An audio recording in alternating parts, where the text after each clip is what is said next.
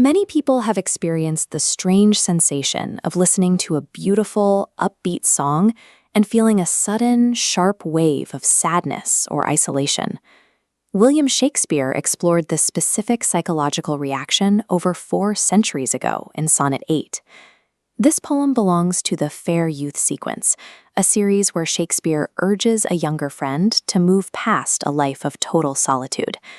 To make his point, Shakespeare avoids direct advice and instead translates his entire argument into a musical metaphor. The sonnet asks why the young man reacts to harmony with sadly and annoy. Since joy delights in joy, music should create happiness. A modern translation reveals the speaker's curiosity. Why find pleasure in something that hurts you? This suggests that the music acts as a diagnostic tool. By hearing the true concord of well-tuned notes, the listener becomes acutely aware of the lack of harmony in his own isolated life. In lines 5 through 8, the poem reaches its metaphorical pivot. Shakespeare explicitly describes the musical notes as being by unions married. These well-tuned sounds represent the cooperation required for a human partnership. A single note is limited by its own frequency. When it combines with others, it creates a sound that is richer and more complete than any individual note could achieve alone. The speaker uses this to scold the young man for choosing singleness. He is refusing to play his part in the larger harmony of a shared life. In lines 9 through 12, imagery shifts to lute strings. One string is a sweet husband to another.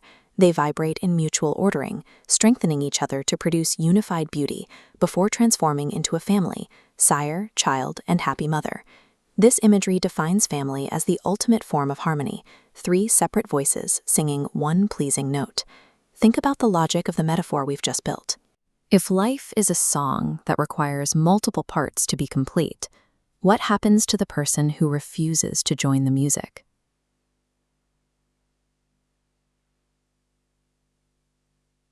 The final couplet delivers the warning, "Thou single will prove none." For a Renaissance audience, this referred to the loss of legacy. If the young man never marries or has children, his beauty and identity effectively disappear when he dies. This conclusion reinforces the central argument. Choosing total isolation results in a loss of identity, as there is no one left to carry the song forward. To summarize, music reveals a sense of lack. Harmony represents the union of marriage. Strings represent the cooperation of family, and isolation leads to the end of one's legacy. By decoding these layers, we see how Shakespeare used the technical mechanics of music to explain the human need for connection.